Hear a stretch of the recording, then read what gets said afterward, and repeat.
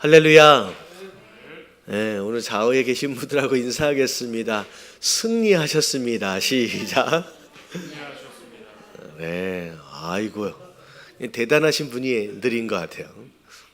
이런 난관을 극복하시고 자리를 지키실 수 있어서 보니까 차가 많이 막힌다고 얘기를 하시더라. 그래서 왔다 갔다 안전사고 이제 조심해야 되는데 또 오고 계시는 분들 안전하게 잘 도착할 수 있도록 그렇게 마음을 가졌으면 좋겠습니다.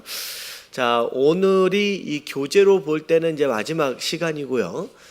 다음 주까지 해서 다음 주는 이 교재에 있는 내용들을 쭉 이제 어떻게 보면 이 교재를 중심으로 하기보다는 창세기서부터 시작해가지고 여태까지 살펴봤던 모든 내용들을 이렇게 리뷰를 한다고 생각하시면 돼요. 그래서 리뷰를 하면서 처음부터 끝까지 전체 성경에 대한 내용을 요한계시록까지 싹 정리를 하겠습니다. 그래서 그렇게 되면 다음 주가 이제 마지막 수요일이기 때문에 그렇게 마무리가 될 것 같고요. 그리고 내년 1월 달서부터는 또 새로운 프로그램을 또 가지고 그렇게 또 진행을 하도록 하겠습니다. 자, 지난주까지 내용이 복음서 안에서 예수님을 만난 그런 사람들에 대한 내용이 이제 있었습니다. 그래서 세리 누구였죠? 삭개오에 대한 내용도 있었고 마르다, 마리아에 대한 이야기 내용도 있었습니다. 그리고 나서 이제 복음서가 이제 끝나고 나서 사도행전 1장에 들어가게 되면 예수님께서 부활하시고 승천하시는 장면이 나오고요. 그리고 1장 8절의 대위임령과 더불어서 이제 사도의 시대가 이제 시작이 됩니다. 그래서 사도행전. 그래서 이제 1장서부터 어떻게 보면 약 8장에 이르기까지는 예루살렘 교회에 대한 내용들이 쭉 나와요. 이제 이게 베드로와 이제 야곱, 이제 요한 이렇게 해서 이제 예수님의 제자들 중심으로 해서 세워지게 되는 예루살렘 교회의 성장과 부흥의 모습들이 쭉 나오게 된다라고 한다면 이제 8장이 쭉 넘어가고 나서부터는 이제 예루살렘 교회에서 사람들이 이제 흩어지게 되고 그 이후에는 이제 누구 이야기가 슬슬 등장이 되어지느냐면 바울에 대한 이야기, 그리고 바울과 실라, 또 바울과 바나바 이런 식으로 해가지고 바울의 사역들이 쭉 이어져 갑니다. 특별히 오늘 우리가 함께 살펴보게 될 첫 번째 인물 이 바나바는 바울하고의 관계 안에서 뗄래야 뗄 수가 없는 그런 관계죠. 어떻게 보면 사울이었던 이제 자가 이제 바울 되어지는 그런 상황 가운데서 굉장히 중요한 역할을 감당했던 사람이 이 바나바라고 하는 사람입니다. 그리고 이 이후에 나오는 이제 사람이 누구냐면 디모데라고 하는 사람이에요. 이 디모데도 바울과 관련되어져 있는 사람으로서 특별히 바울이 사랑했던 이제 바울의 제자, 어떻게 보면 내 아들이다, 영적 아들이다라고 얘기할 정도로 굉장히 긴밀한 관계 안에서 디모데를 키우게 되죠. 그래서 바울에게 있어서는 디모데가 영적 아들, 스승, 디모데에게 있어서 바울은 영적 아버지, 어떻게 보면 아니죠. 영적 아들, 제자, 그러죠. 그리고 디모데에게 있어서 바울은 영적 아버지, 스승에 해당되어지는 이제 그렇게 생각을 하시면 되겠습니다. 그래서 오늘까지 해서 정리가 되어지는데 이 두 인물은 바울과 서로 연관되어 있는 사람이다라고 생각하시면 될 것 같아요. 자, 위로의 아들 바나바라고 나와 있어요. 자, 밑에 생각하기 밑에를 쭉 한번 읽어보도록 하겠습니다. 자, 극적인 시작. 극적인 외침을 했거나 기적적인 병고침을 행할 일도 없고 한 번의 짧은 설교도 기록되어 있지 않지만 사도행전을 아름답고 훈훈하게 해주는 참 소중한 이름이 있습니다. 그는 바나바라는 별명으로 불린 그브로 사람 요셉입니다. 바나바의 뜻은 위로자입니다. 요셉은 어떻게 이와 같은 아름다운 별명을 얻게 되었을까요? 예, 이제 이름이 이제 두 개예요. 종종 우리 성경을 보면 이름을 이제 두 개로 쓰는 사람들이 많이 있습니다. 특별히 이 바나바라고 하는 사람의 원래 이름이 어떤 이름을 썼었느냐? 요셉이라고 하는 요셉. 그래서 이 요셉 이름들이 그렇게 여러 종류가 있었던 것이 아니었던 것 같아요. 유대인들 사이에서 보면. 그래서 주로 이제 이름을 부를 때 어디 사람 요셉 이렇게 이제 불러서 이 사람이 구체적으로 누군지를 조금 구분을 할 때 지역 자란 어떤 고향 이름을 이제 써가지고 앞에다 붙이죠. 이제 그래서 보니까 그 구브로 사람 요셉이라고 하는 그 이름도 썼고, 그리고 위로자라고 하는 뜻을 가진 바나바라고 하는 이름도 썼습니다. 이 사람이 이제 어떤 사람이었는지를 이제 한 번씩 좀 볼게요. 우리가 사실 바울과 관련해서의 바나바는 뭐 익히 많이 들어서 알고 있어요. 근데 그 바울을 만나기 전 그 전에 바나바, 어떻게 보면 요셉으로 나와 등장하게 되는 그 바나바는 우리가 잘 모르는 경향이 좀 있습니다. 그래서 첫 번째 1번을 보면, 자, 필요를 볼 줄 아는 사람이었다. 바울을 만나기 전서부터 이런 성향이 있는 사람이었어요.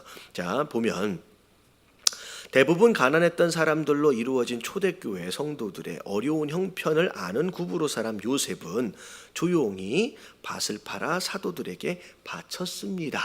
그래서 초대교회 당시에 가난한 과부들이나 고아를 돕기 위해서 어떤 그런 연보를 만드는 부분에 있어서의 역할을 또 감당했던 사람으로 등장을 합니다. 이게 첫 번째 등장이죠. 그래서 사도행전 4장 36절부터 37절까지, 자, 이게 이제 예루살렘 교회 안에서 일어났던 일들이에요. 같이 한번 읽어볼게요. 시작. 도브로에서 난 레이족 사람이 있으니 이름은 요셉이라. 사도들이 일컬어 바나바라 번역하면 위로의 아들이라 하니 그가 밭이 있음에 팔아 그 값을 가지고 사도들의 발 앞에 두니라. 자, 일단은 레위 지파 사람이었어요. 그리고 지역이 구브로에서 태어난 사람이었습니다. 요셉으로 그냥 불려지는 거죠. 근데 지금 보니까 바나바라고 하는 이 이름 자체가 어떻게 보면 사도들이 붙여준 별명과 같은 것이다 라고 생각하시면 될 것 같아요. 그러니까 사도들이 경험해 왔던 요셉의 모습, 교회 안에서 어떤 일들을 주로 했느냐라고 하는 것으로 볼 때, 자, 뭐 하는 사람이었어요? 위로하는 사람이에요. 그러니까 힘들고 어려운 사람들에게 가까이 다가가서 위로해주고 보듬어주고 안아주고 하는 그런 역할들을 주로 교회 안에서 했기 때문에, 비록 요셉이라고 하는 이름은 있었지만 사도들이 별명처럼 붙여준 이름이 바나바라는 거죠. 이게 이제 본인의 이름이 되어지는 그런 상황이 됩니다. 근데 딱 보니까 가난한 사람들이 많았어요. 그랬더니 조용히 가서 뭘 팔았어요? 밭을 팔아서 그걸 가지고 사도들에게 넘겨주면서 그것으로 가난한 자를 돕도록 했다라고 하는 것이죠. 어떻게 보면 그 가난한 자를 돕는 여러 가지 방법들이 좀 있을 수가 있어요. 근데 이 당시도 마찬가지고 오늘날도 마찬가지입니다. 이렇게 직접 돕지 마세요. 이게 이제 성경적인 거예요. 왜냐하면 직접 도와주게 되면 그 사람이 누굴 의지하게 돼 있어요? 나를 의지하게 돼 있어요. 나와의 관계성으로 가버리는 거예요. 근데 사실은 어떻게 보면 도와주는 것 자체를 인간적인 나한테 고마움을 표현을 하고 나와의 유대관계를 형성을 해버리게 되면 나중에 나를 자꾸 의지하는 상황들이 되어짐으로 말미암아 별로 신앙에 도움이 안 됩니다. 그래서 나중에는요, 어떻게 되냐면 없으면 누굴 찾아와요? 기도하기보다는 어떻게 보면 나를 찾아오는. 그러니까 사람을 의지하지 않도록 하는 방법들 중에 하나가 뭐냐면, 구제와 선교를 할 때 개인적으로 하면 안 되고 무엇을 통해서 하라? 교회를 통해서. 이게 어떻게 보면 교회를 통해서 하면 자기 이름이 어떻게 보면 죽어버리거든요. 그래서 괜히 자기가 이제 하려고 애를 써요. 근데 그것이 나중에 어려움이 돼버려요. 왜냐하면 한 번, 두 번 도와줄 때는 고맙지만 그 이후에 계속 도와줄 수 없는 상황이 되잖아요. 그러면 도와줬던 10번을 기억하고 감사하는 게 아니라 도와주지 못하는 딱 한 번에 마음이 딱 상해져서 관계가 깨어져 버립니다. 그러니까 사람이 자기 스스로 직접 도와주려고 하면요, 오히려 그 도와주는 것으로 말미암아 여러 가지의 어려움들이 찾아오게 돼 있어요. 그래서 예나 지금이나 이 당시 초대교회 당시에 특별히 교회가 했던 중요한 사역들 가운데 하나가 뭐냐면 고아와 과부를 돕는 사역이었거든요. 근데 그것을 할 때 직접 도와준 게 아니라 누굴 통해서 도왔었어요? 교회를 통해서. 그렇게 되면 어떻게 보면 없는 자로서 누구를 의지하게 되느냐? 하나님을 의지하게 되고, 하나님을 의지하는 그런 관계 안에서 교회 안에 유대 관계가 생기기 시작하거든요. 그래서 그렇게 하는 것이 성경적인 이제 구제 방법이다라고 생각을 하시면 되겠습니다. 자, 그래서 이제 밭을 팔아가지고 이제 도와줬다는 거죠. 그럼 밑에 한번 읽어볼게요. 자, 많은 사람이 시작. 많은 사람이 자기 일이나 자기의 필요 외에는 무관심합니다. 그래서 상대방이 무엇을 원하는지 전혀 느끼지 못합니다. 하지만 바나바는 다른 이들의 필요를 볼 줄 아는 사람이었습니다. 예, 우리가 이제 기도를 할 때 어떻게 보면 영적으로 성숙되어지면서 어떻게 보면 마음의 여유로움이 좀 생겨요. 어떻게 보면 처음 신앙을 가질 때 내 문제, 내 가족, 내 주변에 대한 내용들로 어떻게 하면 집중하다가 이게 점점 뭐랄까 성숙해지면 내가 눈을 들어서 주변을 살필 수 있는 그런 여유로움이 좀 생깁니다. 그래서 내 문제를 해결하는 것도 중요할 수 있지만 다른 사람이 어떤 문제를 가지고 있는지, 다른 사람이 어떤 고통 가운데 있는지 관심을 갖게 되고, 그리고 그것들을 위해서 또 함께 기도해 주게 되고, 그것을 위해서 함께 힘을 또 실어주기도 하고, 이게 이제 성숙한 자가 어떻게 보면 이제 가질 수 있는 신앙의 모습이다라는 거죠. 그래서 인격적으로도 마찬가지예요. 지난 주일날 우리가 성숙에 대해서 함께 많이 살펴봤잖아요. 인격적으로도 신앙적으로도 동일한 거죠. 그러니까 결혼하기 전에, 애가 생기기 전에는 누구 인생밖에 없었어요? 내 인생이에요, 내 인생. 근데 자녀를 딱 낳아서 키워가면서 그때는 내 인생을 심지어 손해를 보고 희생을 치른다라고 할지라도 누구 인생이에요? 자녀. 내가 아닌 또 다른 누군가를 향하여서 내가 희생하기도 하고 베풀기도 하고 정성을 쏟게 되는 거죠. 이게 성숙해가는 과정 안에서 인격적으로도 마찬가지고 교회 안에서 신앙적으로도 마찬가지다라는 거죠. 근데 어떻게 보면 바나바라고 하는 사람은 인격적으로 신앙적으로 굉장히 성숙한 사람으로서 어떻게 보면 나중에 목회자가 되기 전 되기 이제 되지만 나중에 그 전에서도 이미 이런 모습으로 섬기는 자의 모습을 보였다라고 하는 것이죠. 자, 그리고 첫 번째가 이제 바나바의 그런 마음이에요. 성숙한 모습. 자, 두 번째는 뭐 해줄 줄 아는 사람이었다. 자, 믿어줄 줄. 자, 밑에 읽어볼게요. 시작.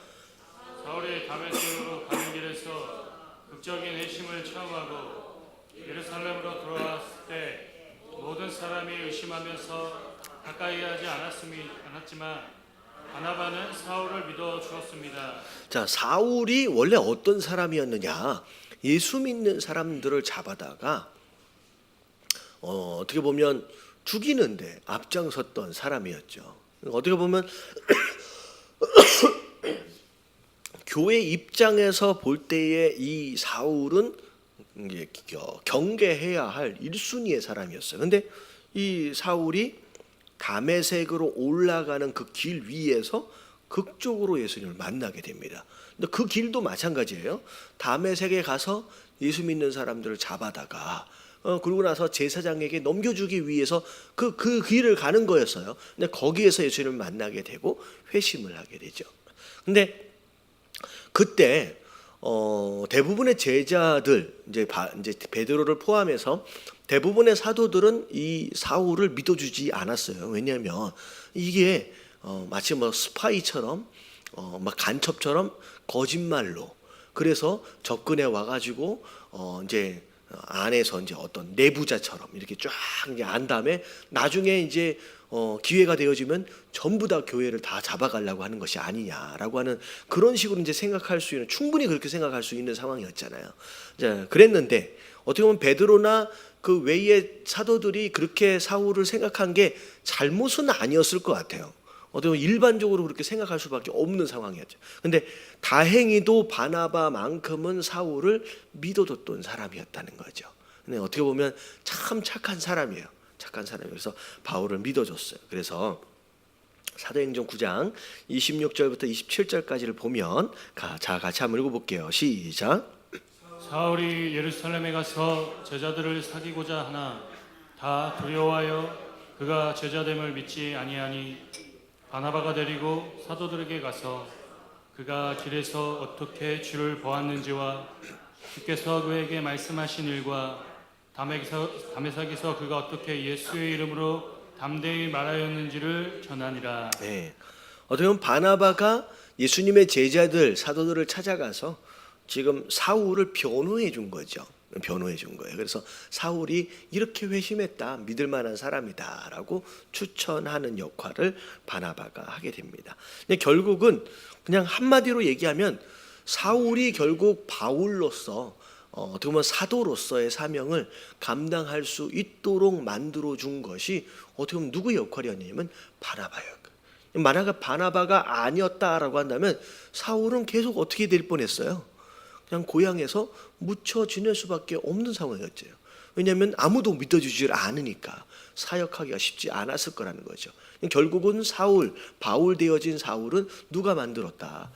바나바가 만들었다라고 얘기해도 과언이 아닐 정도로 굉장히 중요한 역할을 감당하게 됩니다. 자, 그리고 두 번째 인물, 자, 누구에 대한 내용이 나오느냐?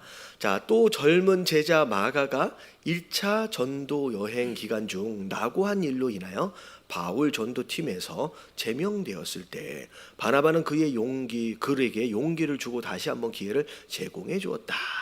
자, 마가라고 하는 사람이 있었어요. 굉장히 어린 사람입니다. 나이가 제법 어린 사람인데 처음에 바울과 바나바가 1차 선교여행을 나갈 때 같이 덩달아 따라 나갔어요. 따라 나갔는데 어떻게 됐어요? 중간에 힘들다고 낙오해 버렸어요. 집에 가버렸어요.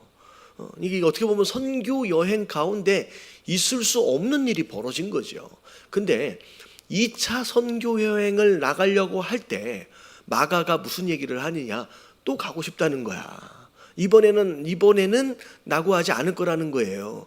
그럴 때 바울이 어떻게 했어요? 바울은 네 같은 마음 가지고 선교 여행에 참여할 수 없다라고 해가지고 마가를 허락하지 않는데, 자, 바나바는 어떻게 했어요?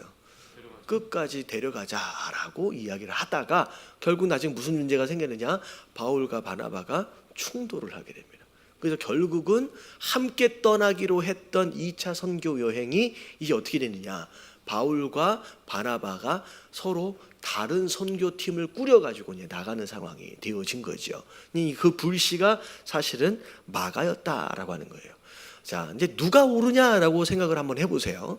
바울이 옳아요? 아니면 바나바가 옳아요? 둘 다 옳습니다. 누가 옳다라고 하기 사실 애매합니다. 왜냐하면 1차 선교여행을 마치고 왔을 때 그리고 2차 선교여행 때 일어났던 일들을 한번 생각을 해보세요. 마가와 같은 마음을 가지고서는 바울을 따라가면 안 되는 거예요. 왜냐하면 심지어 선교여행 중에 무슨 일이 있었어요? 돌팔매질을 당하기도 하고 감옥에 갇히기도 하고 별의별 일이 벌어지거든요. 근데 마가 같은 경우에는요, 1차 선교에 아직 힘들어지기도 전이었어요. 아직 힘들어지기도 전이었는데 낙오해버리는 이런 상황이다라고 한다면 바울은 굉장히 어떻게 보면 사역 입장에서 생각한다라고 한다면 마가를 데리고 가기가 쉽지 않았을 거라는 거죠. 근데 바나바는 사역적인 입장보다 누구를 좀 더 귀하게 생각했어요? 사람을 더 귀하게 생각을 했습니다. 그러니까 사역이 먼저냐, 어떻게 보면 사람이 먼저냐, 이것을 어떻게 뭐가 더 먼저냐라고 얘기할 수는 없습니다. 왜냐하면 다 바나바 같았다라고 한다면 2차, 3차 선교여행은 아마 없었을 거예요. 이게 될 수가 없는 거죠. 그러니까 바울과 같은 전투적이고 공격적이고 탱크 같은 이런 기질을 가지고 있는 사람이었기 때문에 바울이 1차, 2차, 3차 그런 선교 여행을 주도할 수 있었던 이유가 바울이었기 때문이에요. 바나바가 그 선교 여행을 주도했다라고 한다면 아마 2차 여행도 갔다가 또 돌아올 수도 있었을 거예요. 그러니까 바울은 하지 못하는 일을 바나바는 할 수 없는 일들을 바울이 할 수 있었던 거고요. 또 바울이 할 수 없었던 사람을 천천히 세워가는 그런 일들에 의해서는 또 어떻게 보면 바나바만이 감당할 수 있었다는 거죠. 아쉬운 건 뭐냐면 둘 다 역할 부분에 있어서 나름대로의 전략이 있고 장점들이 있는 거예요. 근데 아쉬운 게 있다라고 한다면 이 둘이 같이 그 선교행을 만약에 할 수 있었다라고 한다면 오히려 어떻게 보면 사람도 세워가면서 또 일도 되어져 가면서, 근데 좀 이제 그 부분에 좀 아쉬움이 있겠지만 어쩌면 그게 쉽지 않았었기 때문에 이제 하나님께서 일부러 또 나누시지 않았겠느냐라는 생각을 해보게 됩니다. 그래서 어쨌든 이제 마가라고 하는 이 사람, 이게 이제 마가가 이름이 또 하나가 있어요. 요한이거든요. 밑에 좀 설명 한번 읽어볼게요. 말씀을 읽어볼게요. 자, 사도행전 15장 37절 38절 다 같이 시작. 바나바는 마가라 하는 요한도 데리고 가고자 하나 바울은 밤볼리아에서 자기들을 떠나 함께 일하러 가지 아니한 자를 데리고 가는 것이 옳지 않다 하여. 네. 바나바의 의견이 있고 바울의 의견이 여기서 충돌을 합니다. 하지만 바나바가 마가를 끝까지 믿어주게 되죠. 그래서 자, 이와 같은 믿음은 그가 마가복음의 저자가 되도록 해줬다. 결국은 마가가 마가복음을 썼거든요. 근데 결국은 마가를 바나바가 세워 나갔기 때문에 마가라고 하는 사도가 만들어지게 된 거예요. 그러니까 만약에 바울이 없었다라고 한다면 마가복음 자체가 존재하지 않을 수도 있었다라고 하는 거예요. 마가 맞죠? 맞습니다. 그래요. 제정신이 아닌가 봐요, 지금은. 그러니까 바나바가 없었다라고 한다면 마가가 존재하지 않을 수도 있었다라고 하는 거예요. 제가 좀 왔다 갔다 하면 좀 말씀 좀 해주세요. 제가 감기가 걸려가지고 지금 기침이 생겼어요. 그래서 아까 아침에 2시 정도에 기침 그 물약을 먹고 왔거든요. 근데 이 물약이 되게 오래됐는데도 지금 약간 해롱해롱한 기가 좀 남아가지고 제정신이 아닌 것 같아요. 이게 다들 감기가 걸려가지고, 자, 결국은 바울에게도 다시 소중한 사람이 되도록만. 바울이 마지막에 로마에서 그 얘기를 하잖아요. 마가를 데리고 오라고, 내게 유익한 사람이다라고 이야기하면서 데려오라고 얘기를 할 정도로, 만약에 바나바가 없었다라고 한다면 마가가 이렇게 성장할 수 없었을 것이다라는 거죠. 저는 이제 그런 생각을 해봐요. 교회 안에 예단교회 안에도 바울과 같은 사람이 있다라고 한다면 누구가 있어야 돼요? 또 바나바가. 바나바 같은 사람만 있으면 아무 일도 못해. 근데 일이 되어지기 위해서는 누가 있어야 돼요? 바울이 있어야 돼요. 근데 바울만 있으면 어떻게 돼요? 사람들이 다 힘들어서 다 도망가. 그러니까 이 사람들을 다독거려주고 위로해줄 수 있는 누군가가 사실 필요한 거예요. 그래서 바나바가 필요한 거죠. 근데 저는 이게 보니까 저는 어떤 종류의 사람일 것 같아요. 약간 저는 이제 성향 자체가 약간 바울 성향이 좀 있습니다. 이렇게 좀 전투적이고 이제 밀고 나가는, 그러니까 일이 되도록 하는 성향이 좀 있어요. 근데 그렇게 일을 하다 보니까 이제 옆에서 이제 같이 일하시는 분들이 이게 좀 차갑다라고 이렇게 얘기를 하시는 분들이 계세요. 그래서 우리 교회는 저만 있으면 안 되죠.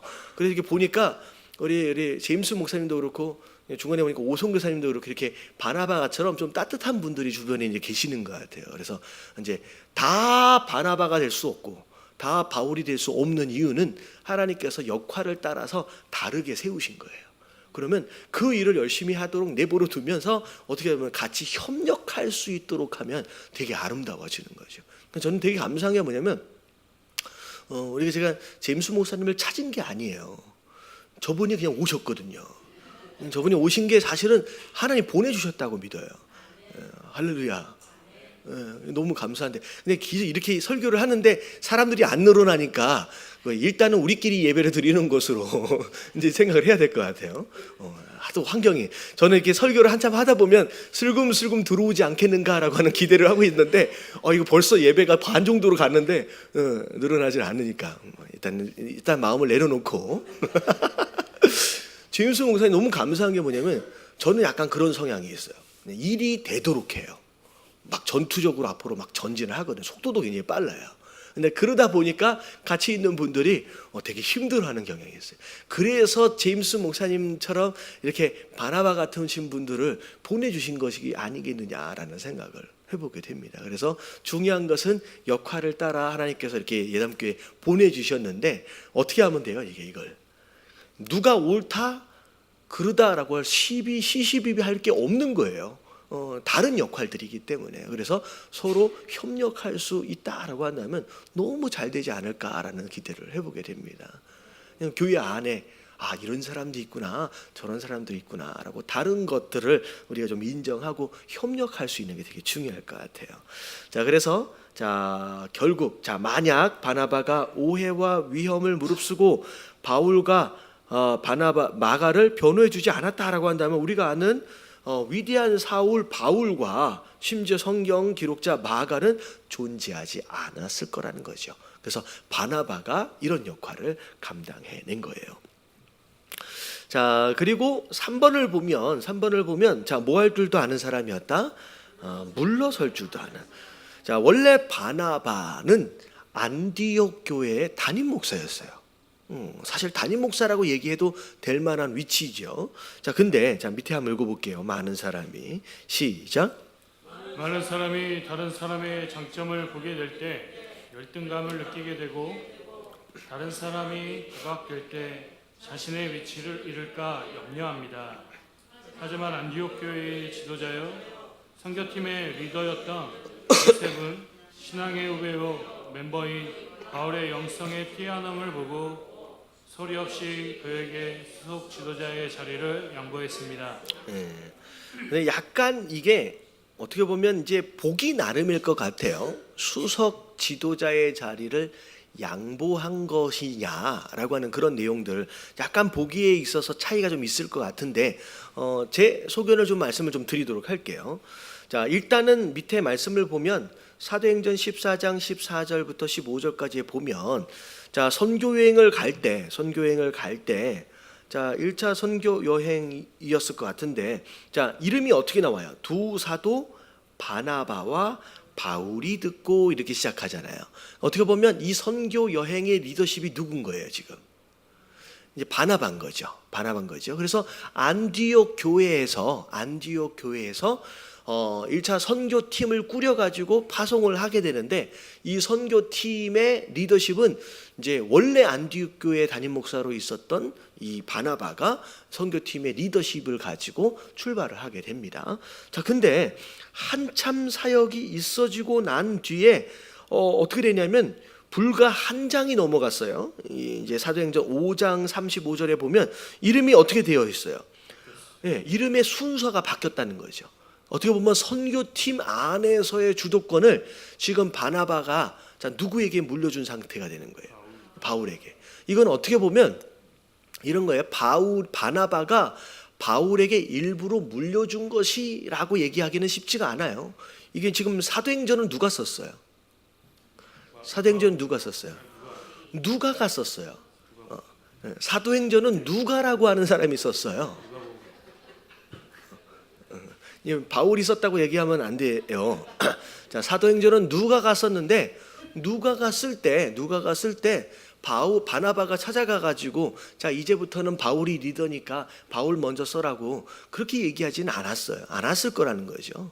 자연스럽게 그냥 리더십이 누구에게로 넘어가는 거예요? 바울에게로 넘어가는 거예요.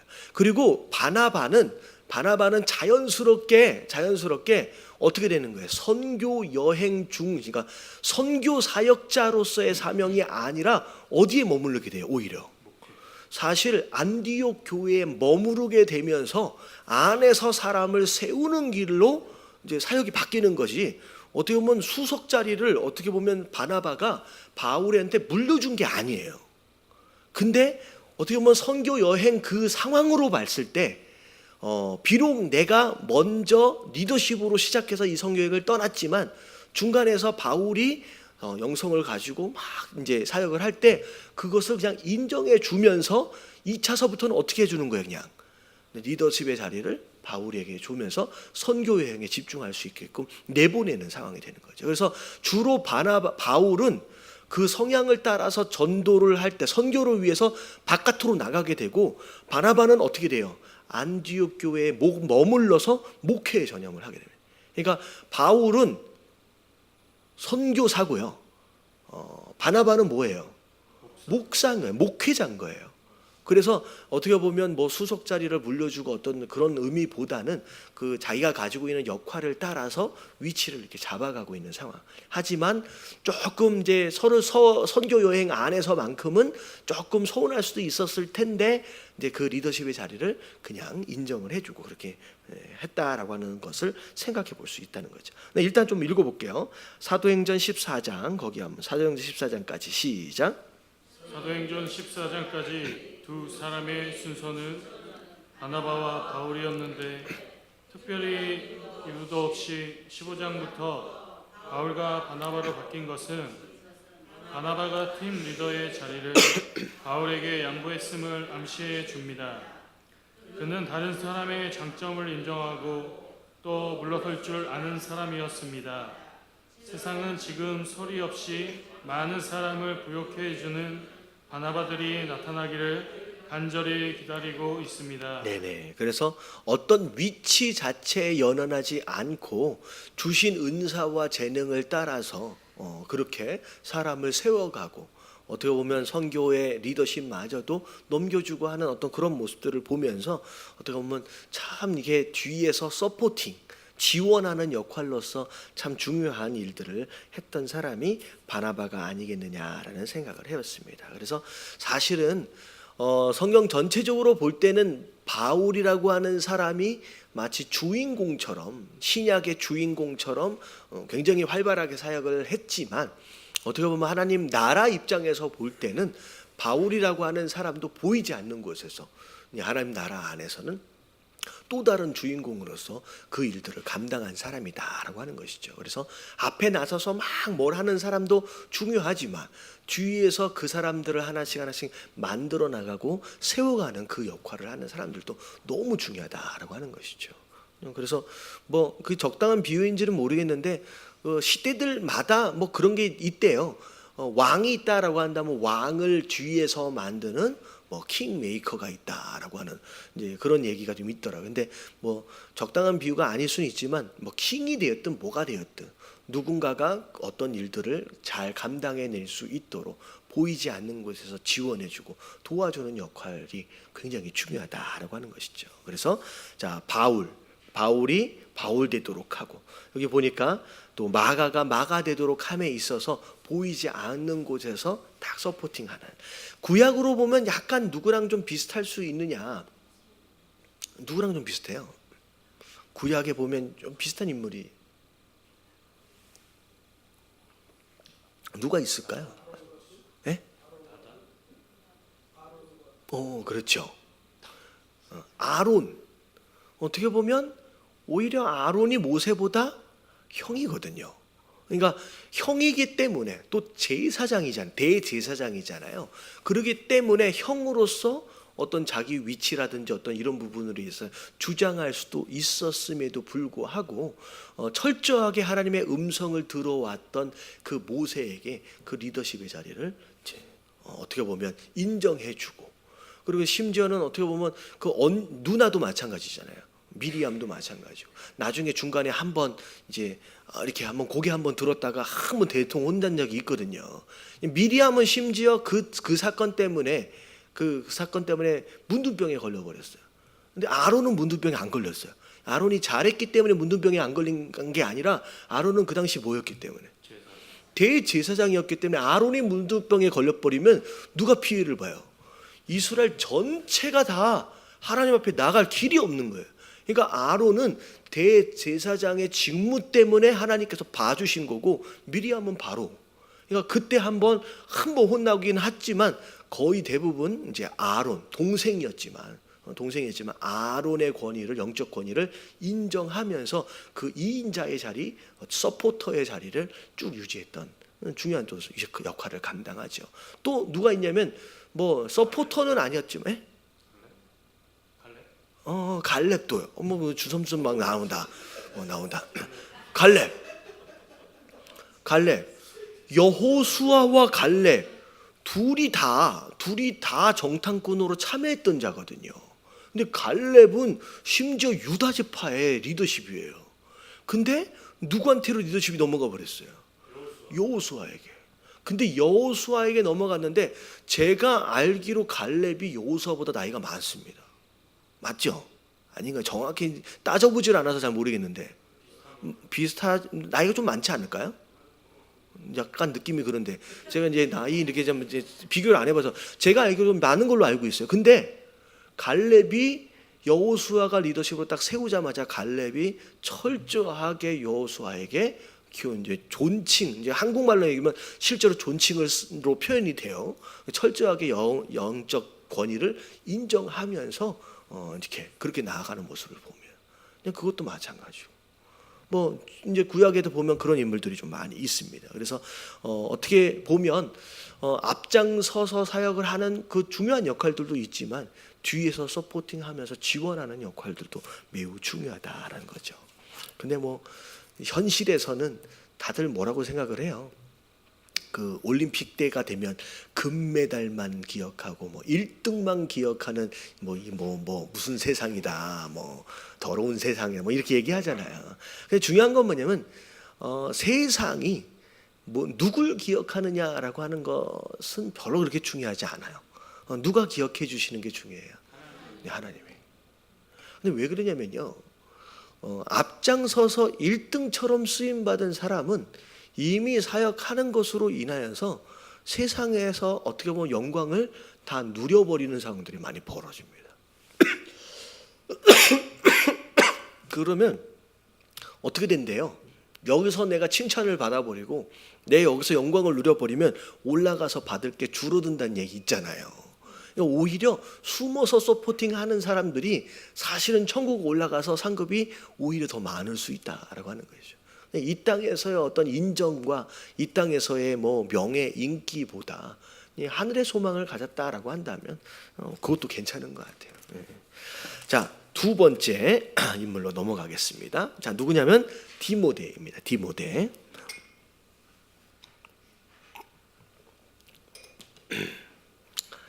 자, 디모데 다시 보기. 자, 디모데 하면 그 연상되어지는 약간 그런 이미지가 좀 있어요. 자, 디모데 하면 보통 뭐가 많았어요? 네, 겁이 많았대요. 겁이 많았대요. 자, 그리고 또 뭐 하지 못했어요? 건강하지 못해가지고 맨날 조금 비실비실한 그런 모습도 좀 있고요. 저 혹은 또 뭐예요? 나이가 어려서 또 사역을 하고 또 이제 담임 목회로 어떤 이제 사역을 할 때 좀 어려움들이 좀 많이 있었죠. 자, 근데 디모데에게는 이와 같은 유약한 면이 있었습니다. 하지만 이것이 디모데의 모습 전부가 아니다라는 거죠. 자, 디모데에 대해서. 자, 바울은 그에 대해서 어떻게 말하고 있는가? 자, 빌립보서 자 2장 19절부터 20절까지 다 같이 한번 읽어볼게요. 시작. 내가 디모데를 속히 너희에게 보내주기를 주 안에서 바람은 너희의 사정을 알므로 안위를 받으려 함이니 이는 뜻을 같이하여 너희 사정을 진실히 생각할 자가 이밖에 내게 없음이라. 자, 디모데에게 자주 쓰였던 표현 자체가 진실하다라고 하는 표현이에요. 진실하다. 그리고 그 밑에도 마찬가지. 고린도전서 4장 17절도 이로 말미암아 내가 주 안에서 내 사랑하고 뭐한 신실한 아들 디모데. 그러니까 진실하다라고 하는 것과 신실하다라고 하는 것. 진실하다라고 하는 것은 영어로 얘기하면 honest하는 거예요. 속이지 않는 거예요. 숨김이 없는, 겉과 속이 같다라고 하는 거죠. 그리고 신실하다라고 하는 것은 믿을 만한 사람이다라고 하는 것으로 맡긴 것들에 대하여 뭐 하는 사람이에요? 충성을 다하는 사람이에요. 그래서 어디엔가 중요한 일이 있을 때 사람을 보내야 한다라고 한다면 누구의 손에 편지를 들려서 보내느냐? 이 디모데에게 보냈어요. 비록 연약함이 있고 육체적인 연약함, 어떻게 보면 정신적인 연약함이 좀 있어요. 뭐 겁도 많고 뭐 여러 가지로. 근데 하지만 그럼에도 불구하고 바울이 편지를 들려서 보낼 때 얘만큼 믿을 만한 사람이 없을 정도로 하여튼 그러니까 신실함과 진실함만큼으로 무장되었던 바로 그런 사람이 바로 디모데였다는 거죠. 자, 밑에 읽어볼게요. 또 바울이 다 같이 시작. 또 바울이 로마 감옥에서 순교를 앞두고 마지막으로 꼭 보고 싶어 했던 사람 역시 디모데였습니다. 디모데는 비록 외적으로 강하게 드러나는 지도력은 없었지만 믿음직하고 또 많은 사람에게 기쁨을 주는 인물이었습니다. 예, 변함없는 사람, 믿음직스러운 사람, 거짓말하지 않고 신실하고 충성되어진 그런 사람으로서 어떻게 보면 마지막 바울이 죽음을 앞에 두고 꼭 한번 와서 만났으면 좋겠다, 같이 머물러 있었으면 좋겠다라고 기억나는 사람이었다라고 하는 거죠. 자, 이게 이제 디모데라고 하는 사람의 가장 중요한 모습이에요. 신실함과 진실함의 모습이라는 거죠. 자, 근데 이 디모데가 그냥 원래부터 그런 사람이었느냐? 그냥 어떻게 보면 그렇게 되어지는 과정들이 있다라고 하는 거죠. 자, 디모데도 이제 훈련을 통해서 그래서 4가지의 훈련 과정이 있었는데, 자, 첫 번째는 디모데가 뭘 잘 받은 사람이었어요? 네, 가정교육을 잘 받았던 사람이에요. 그러니까 부모의 역할이 이 디모데가 그렇게 성장함에 있어서 굉장히 중요한 역할을 감당했다라는 거죠. 자, 디모데후서 1장 5절을 보면, 자, 이는 내 속에 거짓이 없는 믿음이 있음을 생각함이라. 이게 디모데에 대한 설명이 정직이에요. 그래서 이거 여기도 나오잖아요. 거짓이 없는 믿음이다. 자, 근데 그 믿음은, 자, 먼저 내 외조모 외할머니 로이스 그리고 내 어머니 유니게 속에 있더니 그 속에도 내 속에도 있는 줄을 확신하노라. 그러니까 부모, 어머니, 특별히 어머니의 역할 그리고 외할머니의 역할, 그분들 안에 있던 그 정직한 신앙, 그 정직한 믿음이 누구에게로 넘어온 거예요? 디모데에게로 고스란히 넘어가는 거예요. 그러니까 아이들은 내가 가르친 대로 자라지 않아요. 그러면 이렇게 해보면 알아요. 내가 가르친 대로 자라지 않아요. 그들은 뭐 한 대로 자라요? 그들이 부모에게 본대로 자라요. 본대로 자라요. 이게 어떻게 보면 교회 안에서 예배를 성실하게 잘 드리는 사람, 애들한테 넌 예배 잘 드리라라고 예배할 필요가 없어요. 그냥 본대로 나중에 커서 보면 그렇게 자라가요. 교회 안에서 제가 이제 참 안타까운 것들 중에 하나가 뭐냐면, 부모가 자녀들에게 어떤 가정 안에서 또 교회 안에서 어떤 모습을 보였느냐라고 하는 것을 따라서 그 애들이 나중에 가서 부모가 했던 것처럼 똑같이 해요. 똑같이 해요. 그래서 부모가 얼마나 역할이 중요하느냐라는 거죠. 자, 그래서 밑에를 보면, 자, 디모데는 시작. 디모데는 바울의 전도를 받고 크리스천이 되기 전에 먼저 그의 외할머니와 어머니를 통해 바른 행실과 정직한 삶을 배웠습니다. 또한 그는 어려서부터 유대교인이었던 어머니에게서 성경을 통해 경건한 삶의 훈련을 받았습니다. 그리하여 그는 자기 마을뿐 아니라 이웃, 이고니온 서구배까지 칭찬받는 사람이 되었습니다. 자, 그래서 자, 밑에를 보니까 가정은, 자, 하나님께서 여러분의 뭘 다듬는다? 인격. 그러니까 인격을 다듬고 성장시키기 위해서 주시는 안전한 훈련장이다. 자, 우리가 먼저 가정에서 좋은 인품을 연마해야 합니다. 그래서 어떻게 보면 가정 안에서 굉장히 중요한 어떤 교육의 이제 역할들이 뭐냐면 이제 인격을 다듬어 가는 거예요. 인격. 그러니까 인격이 사실 제일 마지막에 변하는 거거든요. 이게 보면 우리가 이제 예수님 믿고 나서 변화되어지는 과정들을 보면 먼저 생각이 변하면서 말도 변하고 행동도 변하고 그리고 또 습관도 변하고, 이제 습관이 변하다 보면 삶이 변하잖아요. 근데 삶이 변하게 되면 마지막으로 뭐가 변해요? 이게 마지막이 인격인 거예요. 근데 어렸을 때부터 어떤 생각을 하고 자라가느냐라고 하는 것은 사실 부모로부터 무엇인가를 듣고 무엇인가를 봤냐라고 하는 것이 그 생각에, 그 가치관에 굉장히 큰 영향을 미친다는 거죠. 그리고 아이들이 어떤 말을 하고 어떤 습관을 가지고, 그냥 부모가 하는 습관들은, 그러니까 부모는 아이들을 보고 야 너는 숙제해야지, 너는 공부해야지. 근데 부모는 맨날 딴 거 하고 있다, 맨날 TV만 보고 있다. 그러면 이게 아이들이 공부를 할까요, 안 할까요? 안 해요. 그냥 방에 들어가서 뭐 하고 있을 것 같아요? 네. 컴퓨터 보면서 TV 보고 있어요. 그러니까 똑같이 따라하는 거예요. 똑같이 따라하는 거예요. 내가 뭐라고 얘기해? 교회 안에서도 마찬가지예요. 너는 이렇게 신앙생활해야 돼. 넌 저렇게 신앙생활해야 돼. 가르치는 거 말하는 대로 안 해요. 부모가 교회에서 어떻게 하고 있느냐라고 하는 것을 보면서 똑같이 하는 거예요. 똑같이 하는 거죠. 그러니까 그것이 곧 뭐가 되어지느냐? 차곡차곡 쌓이다 보면 그게 그 아이의 인격이 되어져요. 근데 그 인격이 결국은 사회생활의 모든 삶에 다 영향을 미치는 그런 부분이 되는 거죠. 그래서 가정이라고 하는 것은 결국 인격을 다듬기 위해서 허락하신 가장 중요한 교육의 장소다라고 생각한다면, 가정 안에서 부모 되어진 자들이 어떻게 해야 하느냐가 중요한 거예요. 그리고 이런 거예요. 자녀를 낳아서 키움에 있어서 내 자녀가 행복했으면 좋겠죠. 아닌가요? 맨날 내 자녀들이 막 불행해가지고 막 울고 막 엄마 아빠 이러면 안 되잖아요. 행복했으면 좋겠잖아요. 그러면 행복했으면 좋겠다라고 한다면 아이들한테 어떻게 해야 행복한 삶이 되어질지를 가르치지 말고 누가 먼저 행복해야 돼요? 네. 부모가 먼저 가정 안에서 행복해야 돼요. 부모가 행복한 아이들이요, 그냥 자연스럽게 행복한 가정을 꾸리고 살아요. 그대로 따라합니다. 한번 보세요.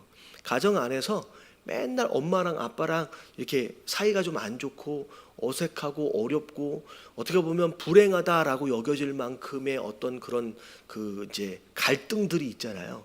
근데 그런 것을 보고 자란 아이들은요, 거의 10명 중에 9은요 똑같은 사람 만나서요 어떻게 보면 비슷한 가정을 꾸리고 살아가요. 교회 안에서도 마찬가지예요. 교회 안에서 이상하게 신앙생활을 하잖아요. 그러면 그 아이들이 나중에 커서 그렇게 또 신앙생활을 해요. 본대로 가요. 그러니까 우리가 얼마나 중요하냐는 거죠. 그래서 디모데 같은 경우에는 외할머니, 어머니, 특별히 자녀 교육은 누가 되게 중요해요? 여러분, 이거는 동소고금을 막론하고 어쩔 수가 없어요. 어머니와의 유대 관계는 아버지하고는 비교가 안 되거든요. 그럴 때 어머니가 어떻게 하느냐를 다 따라간다. 그리고 심지어 그 의사 선생님들이 얘기하는 게 뭐냐면 아이들의 지능 정도도 누굴 따라간대요? 엄마를 닮은대요. 그러니까 모성 쪽의 영향이 굉장히 강하다라고 하는 거. 그래서 엄마들이 아이들을 잘 해갈 필요가 있습니다. 자, 두 번에 이제 첫 번째는 이제 가정 교육이 이제 디모데에게 큰 영향을 미쳤고요. 이게 어떻게 보면 이제 기본을 잘 다져진 거죠. 기본을. 자, 그리고 두 번째가 확실한 회심의 체험을 가진 디모데였다. 다 디모데후서 3장 10절부터 11절까지 다 같이 읽어볼게요. 시작.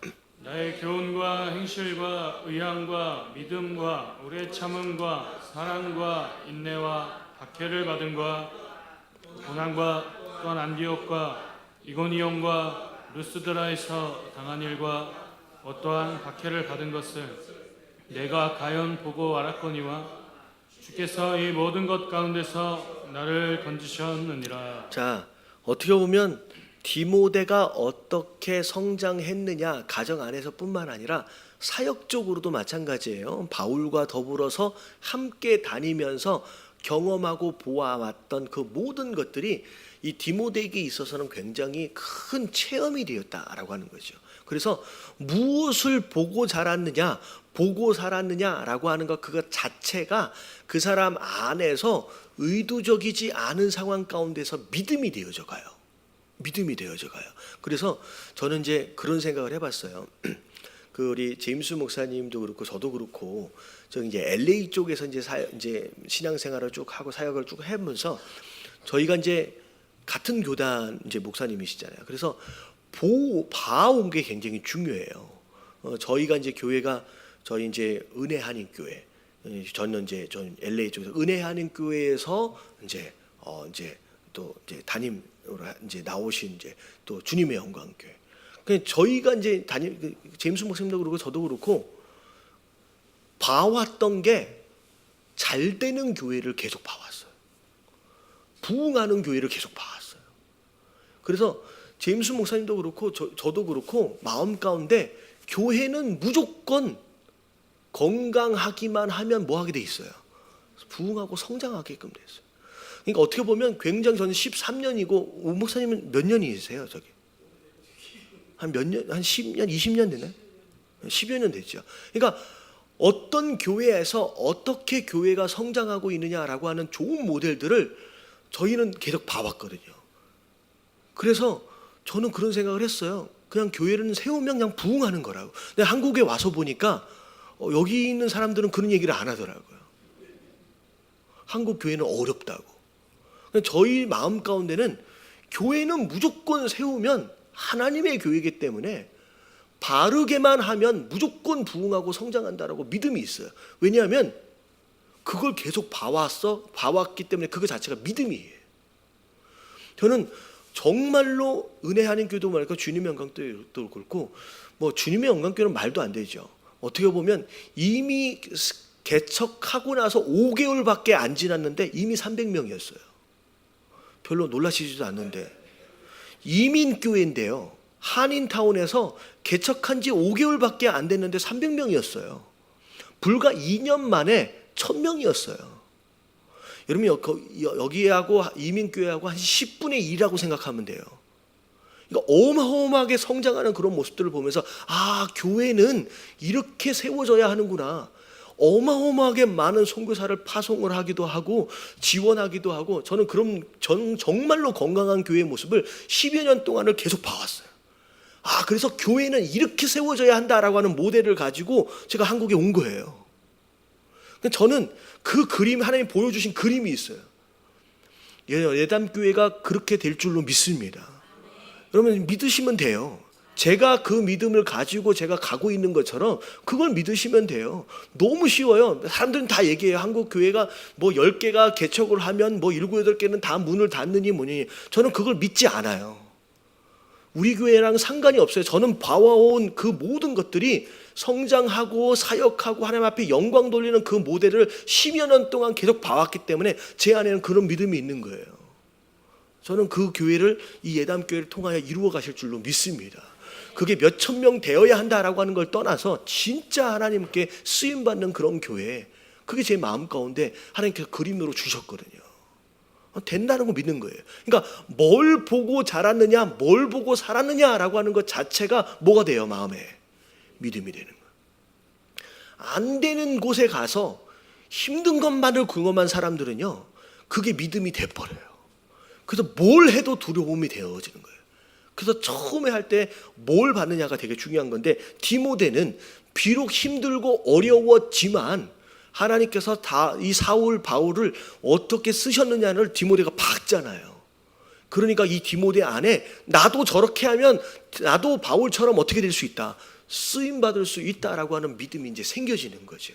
그래서 그런 경험이 곧 믿음이 되어져서 그렇게 다 디모데도 나중에 쓰임 받게 된다라고 하는 것이죠. 자, 그래서 그 내용이 이제 그 밑에 있는 내용이에요.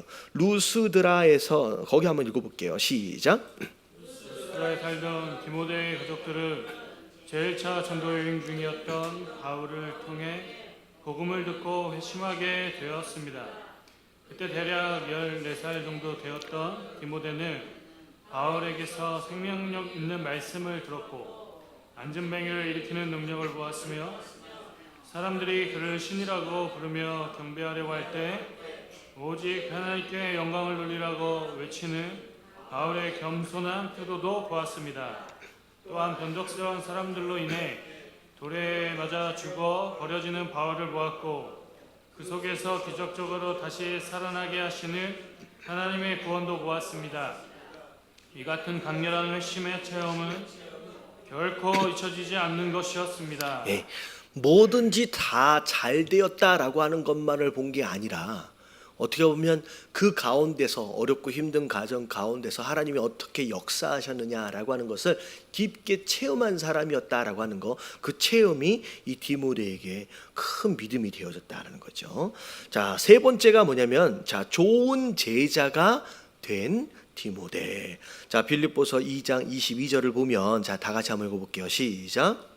디모데의 연단을 너희가 아나니 자식이 아버지에게 함같이 나와 함께 복음을 위하여 수고하였느니라. 이런 구경만 했던 사람이 아니었어요. 다윗이란다. 그 바울이 고난 당할 때 그 옆에 함께 수고하고 고난을 함께 경험했던 사람이었다라고 하는 것이죠. 그래서 좋은 제자가 되었다라고 하는 것은 옆에서 팔짱 끼고 구경하던 사람이 아니라 끝까지 함께 그 고난을 함께 경험해 왔던 사람이었다. 그게 바로 제자 되어진 디모데의 모습이었다라고 하는 것이죠. 자, 그래서 밑에를 한번 읽어보면 다 같이 시작.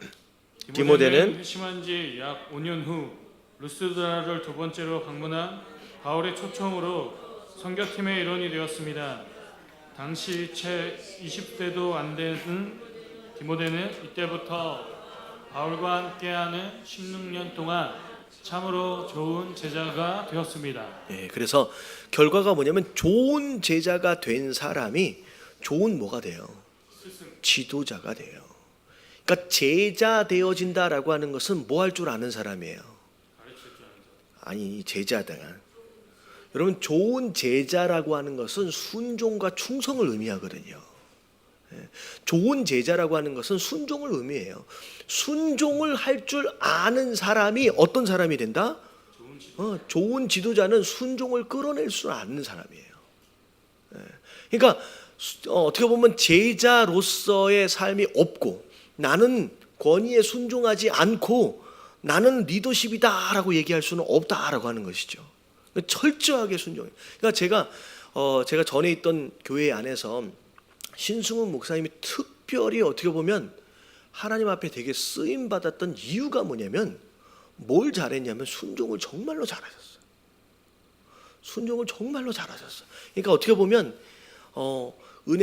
한인교회 은혜교회 안에서도 이제 청년부 담당하고 뭐 하시면서 원래부터 사업을 하셨는데 사업 다 내려놓으시고 목회의 길을 가시면서 순종을 정말 잘하셨던 분인데 그냥 김관식 목사님이 아프리카 선교를 가라고 하신 거야. 그냥 그 김관식 목사님은 하시는 말투가 있어요. 이번에 아프리카 선교 가라고 사투리를 쓰시면 가라고. 그러면 어떻게 하셨냐면 한 달 안에 사업을 정리하셨어요. 싹 정리하시고 아프리카 선교를 가시는 거예요. 돌아오라고 하시기 전까지 안 돌아와. 이게 순종이에요. 그래서 제가 알기로 6년인가 7년인가 결국 돌아오실 수밖에 없었는데 왜 돌아오셨느냐? 몸이 너무 망가져가지고 도저히 사역을 하실 수가 없는 상태거든요. 그냥 결국은 돌아오실 수밖에 없어요. 자, 돌아오시고 나서도 어떻게 해야 할 것이냐, 다시 아프리카로 돌아갈 것이냐 아니냐라고 하는 부분에 있어서 김광식 목사님 말씀하시는데 그냥 무조건 순종했어. 나중에 LA에서 개척할 것을 어떻게 보면 김광식 목사님 허락해 주신 것으로 인하여 바로 개척하자마자 5개월 만에 300명 되고 2년 만에 1000명 되고 말도 안 되는 일이 벌어지는 거예요. 그러니까 제가 왜 신승훈 목사님한테 하나님께서 왜 이렇게 기름 부으시고 왜 이런 지도자로서 사용하시느냐, 가만히 보니까 뭘 잘하셨어요? 순종을 너무 잘하셨어. 그러니까 순종을 너무 잘하시니까 순종을 잘하는 사람에게 뭐가 되도록 만드신 거예요? 지도자가. 그러니까 리더십이라고 하는 것은 누군가를 잘 이끌어가는 것을 아는 것에서부터 시작되는 게 아니에요. 누군가에게 뭐 하는 것에서부터 시작돼요? 순종하는 것에서부터 시작되는 거예요. 순종을 하는 것에서부터 리더십이 세워져 가는 거예요. 그러니까 저는 그걸 보면서 아무리 생각해도 그거밖에 없어. 그래서 진짜 여러분들이 교회 안에서 나중에 진짜 지도자로서 하나님 앞에 쓰임받기를 원하신다라고 한다면 지금 뭐가 먼저 되어져야 되냐? 지도자가 아니라 좋은 제자가 먼저 되어야 돼요. 순종할 줄 아는 걸 배워야 된다는 거죠. 그럼 이게 없으면요, 이 좋은 제자가 되어짐이 없이 교회 오래 다녔다고, 아니면 뭐 나이가 많다고 지도자가 되잖아요.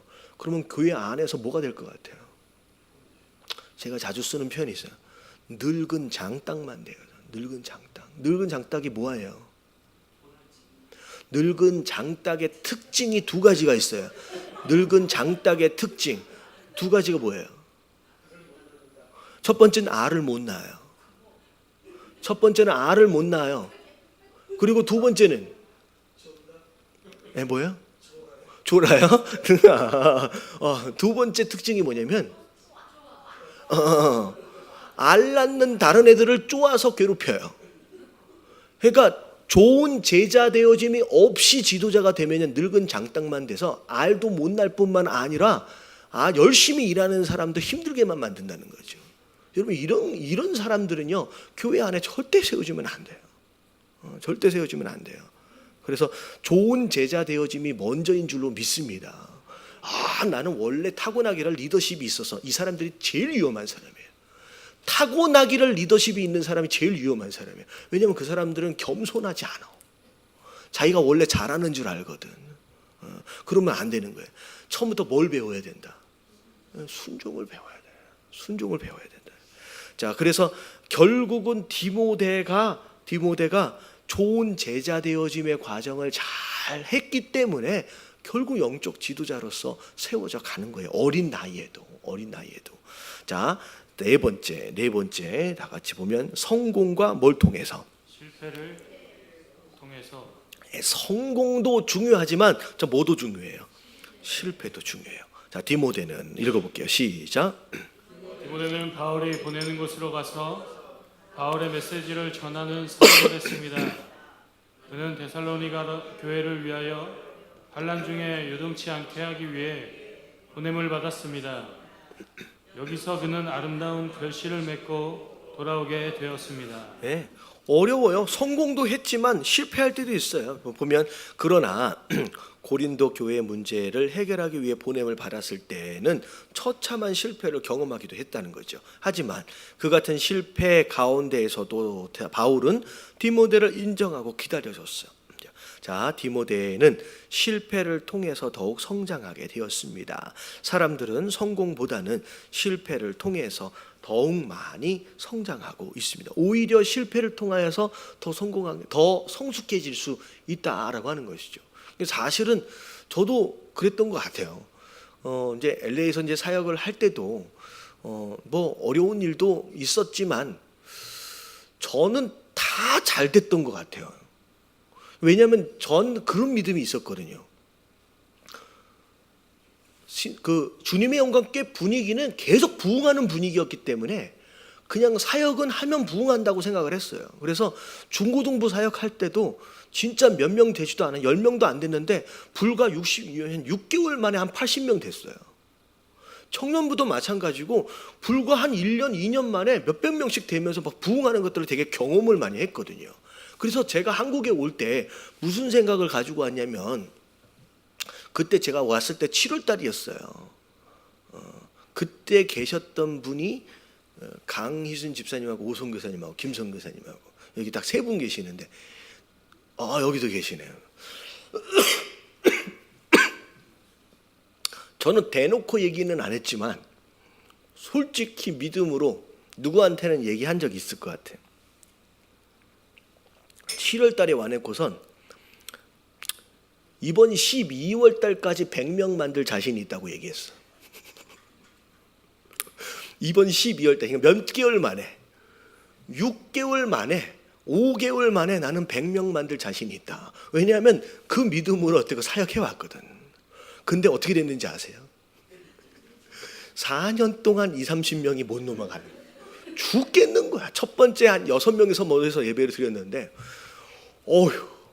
근데 이제 그 지역 자체가 이제 재개발 지역이라서 좀 열악한 상황이긴 했지만 그래도 자신만만했거든요. 심지어는 예배를 드리는데 설교를 시작을 하는데 제가 딱 올라가자마자 일어나서 나가는 성도들이 있더라고.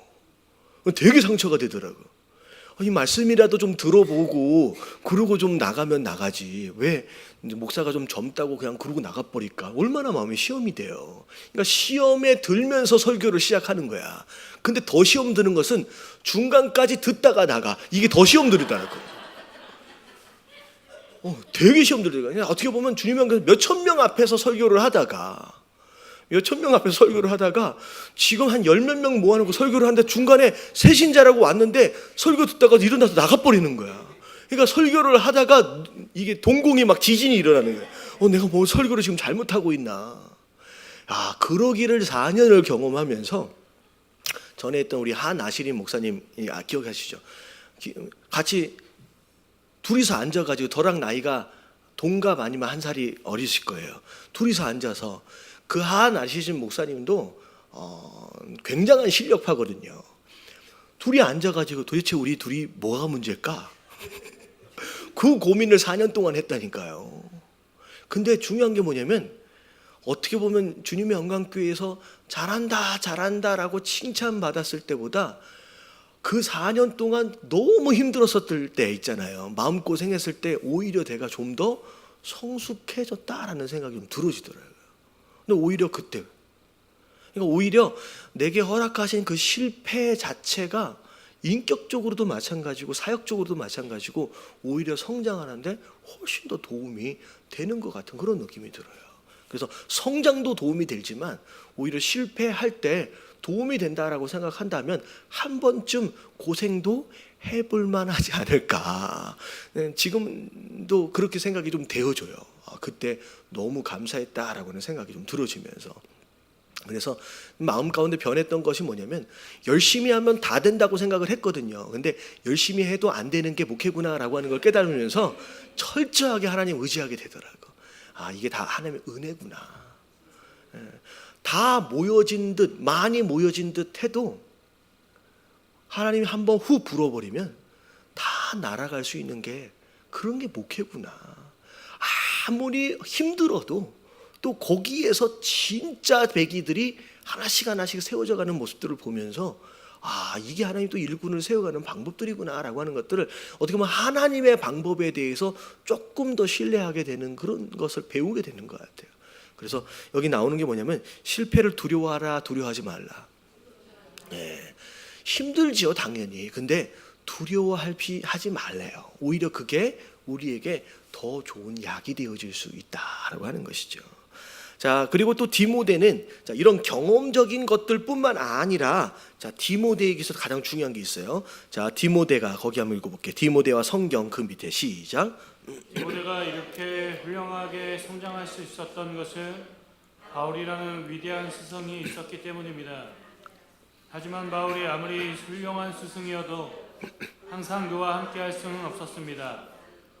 이 때문에 바울은 그에게 디모데 전후서를 보내었습니다. 그리고 그에게 무슨 권면을 하고 있습니까? 자, 디모데에게 바울이 영적 아들 되어진 자로서 정말로 중요하게 권면했던 게 있어요. 자, 디모데전서 4장 13절에 보면 내가 이를 때까지. 자, 어떻게 보면 다 바울이 다시 만나지 못했었을 것 같아요. 근데 계속 뭐 하라고 얘기하는 세 가지를 얘기하고 있어요. 자, 첫 번째가 뭐예요? 읽는 거. 그러니까 말씀을 눈에서 떼지 말라는 거예요. 그러니까 어떻게 보면 목사로서 설교가 되었든 뭐가 되었든 사명을 감당하려면 일단 누구랑 친해야 돼요? 말씀하고 친해야 돼요.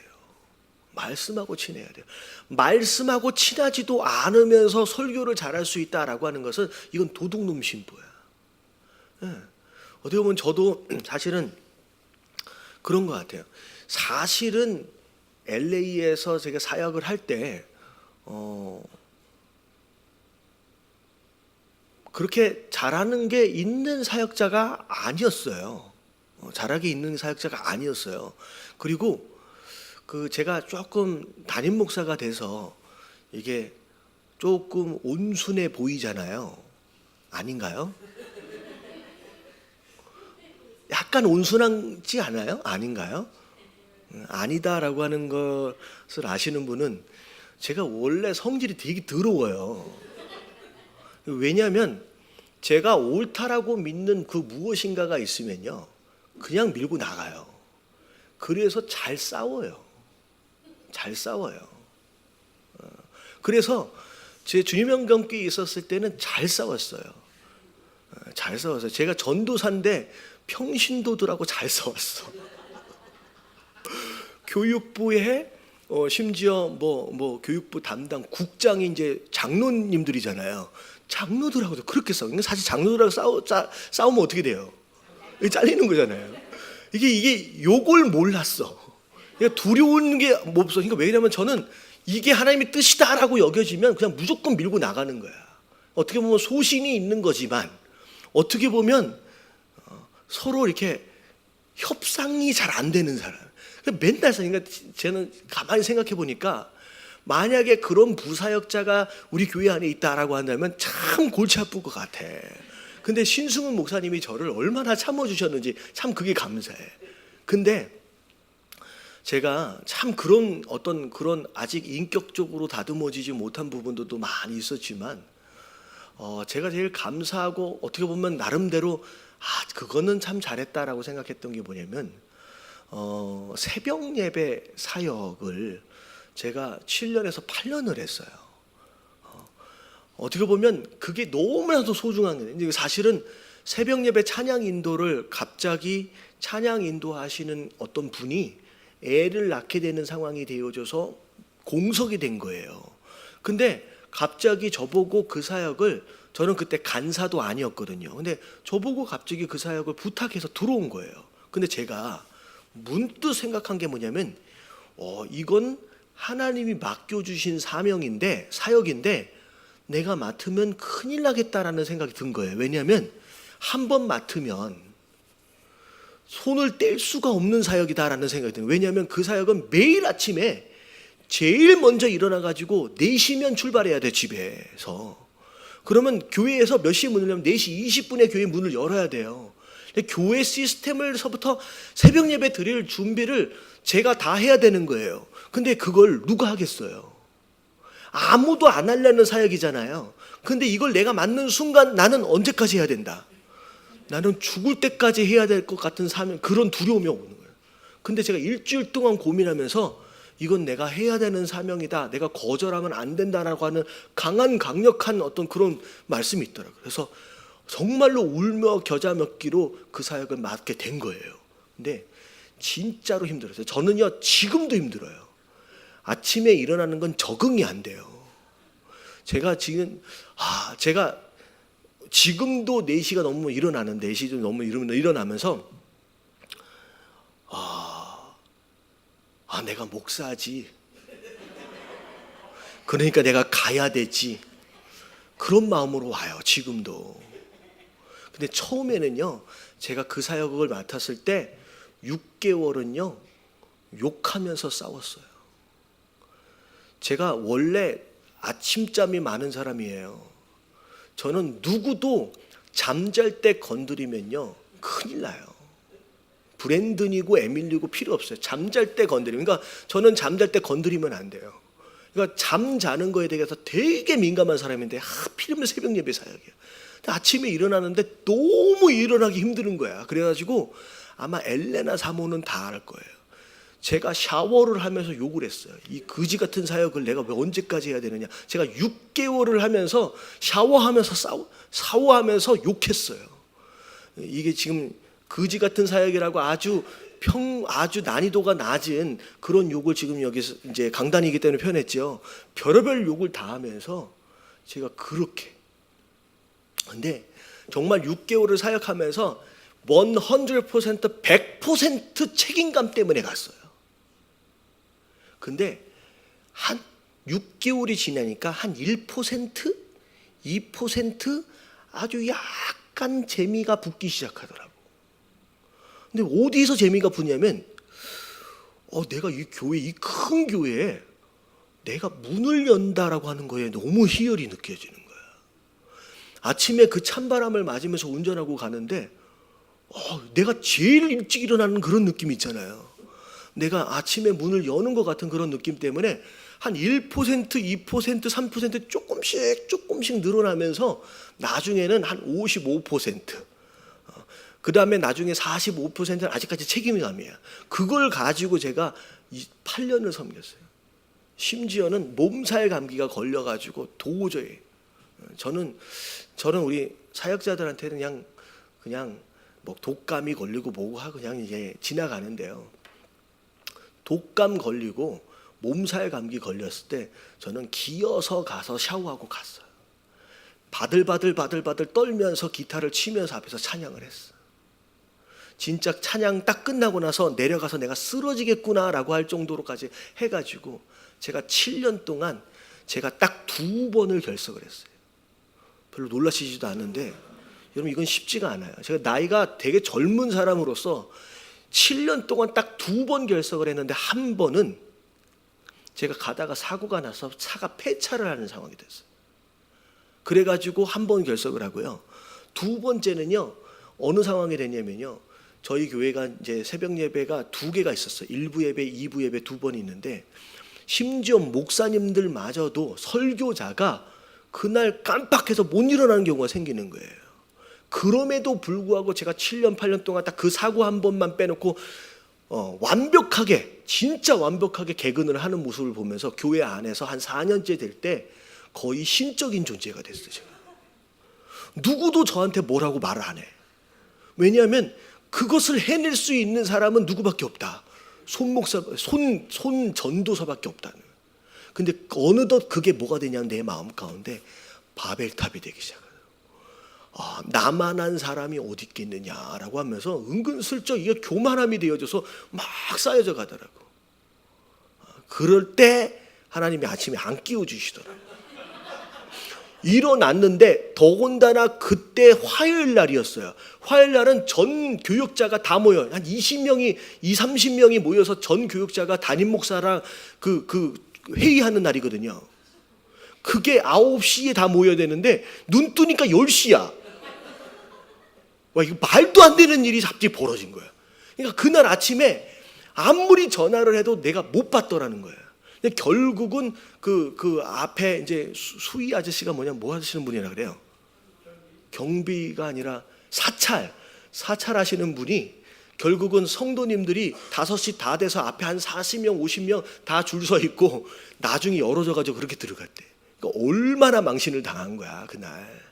그러니까 그때 한번 딱 무너지고 나서 이게 내 의가 되면 안 되겠구나, 내 교만함이 되면 안 되겠구나 라고 해가지고 그때 2번 결석했어요. 근데 제가 이 말씀을 드리는 이유가 뭐냐면 그때 7년에서 8년 동안 새벽 예배를 매일 나가면서 한 본문을 가지고 설교자가 달라요. 1부 예배, 2부 예배. 2명의 설교자가 같은 본문을 가지고 어떻게 설교를 하는지를 7년, 8년 동안 제가 모르는 사이에 훈련을 받고 있더라고요. 이 말씀이 김 목사님이 설교할 때는 이렇게 설교를 하시는구나. 그러면 최 목사님이 설교할 때는 이렇게도 설교가 되는구나. 그러면 내가 이 본문을 가지고 설교를 하면 나는 어떻게 설교를 할까? 매일 아침마다 같은 본문을 가지고 매일 아침마다 설교를 내가 준비를 했어요. 그걸 7년, 8년을 하면서 어떻게 되냐면 눈이 열리기 시작하는 거예요. 다른 사람이 잘 안 보는 것이 보여지기 시작하는 거예요. 이 얘기가 뭐냐면 설교를 잘하고 뭘 잘하려면 최소한 뭘 해야 된다는 거예요. 말씀 보지 않고 설교 잘하려는 건 이건 도둑놈이에요. 절대 그렇게 되어지는 게 아니라는 거예요. 사역자들도 마찬가지예요. 이런 노력이 없이 그냥 아무렇게나 만들어지는 게 아니에요. 그러니까 하나님이 이게 다 디모데에게 하는 얘기가 뭐냐면 네가 정말로 목회를 잘하기를 원하느냐? 그러면 뭐 하라는 얘기야? 첫 번째, 네가 말씀을 바라는 거예요. 말씀하고 친해지지 않으면 절대 목회 못한다라고 하는 첫 번째. 그다음 2번째, 권하는 것이다라고 하는 것은 돌보고 어떻게 보면 목회에 대한 내용이에요. 그 3번째는 뭐예요? 가르치는 거, 교사의 역할. 네가 배우는 것뿐만 아니라 가르치는 것을 멈추지 말라는 거예요. 결국은 디모데가 결국은 끝까지 하나님 앞에서 목회적으로 쓰임 받을 수 있었던 가장 중요한 것이 뭐냐면 바울의 가르침뿐만 아니라 디모데가 항상 뭐를 하는 사람이었느냐? 말씀을 읽고 연구하는 사람이었다라고 하는 거죠. 저는 지금도 그래요. 아침에 제가 특별한 일, 외부로 뭘 나가는 일이 아니면 새벽 예배를 누구한테 맡기지 않아요. 왜냐하면 새벽 예배 때 말씀을 통하여서 주시는 감동이나 그런 에너지가 어느 때에 주시는 거라고는 전혀 비교할 수 없는 말씀들이죠. 제가 어떻게 보면 주일 설교도 새벽 예배 때 준비해요. 주일 예배 때. 그래서 매일 아침 월요일이 딱 되잖아요. 주일날 어떤 본문이 있느냐라고 하는 것을 주일날 본문 설교를 월요일서부터 금요일까지 매일 아침마다 그걸 최소한 5번 이상 읽어요. 매일 아침마다. 그럼 아침마다 읽으면요, 그 새벽 예배 때 기도하면서 그때 주시는 말씀들이 제가 여러분들에게 전하는 말씀들이에요. 그러니까 그 시간만큼은 저에게 너무 소중한 거예요. 말씀을 읽고 배우고 하는 그런 시간. 그럼 성도 되어진 자들은 마찬가지예요.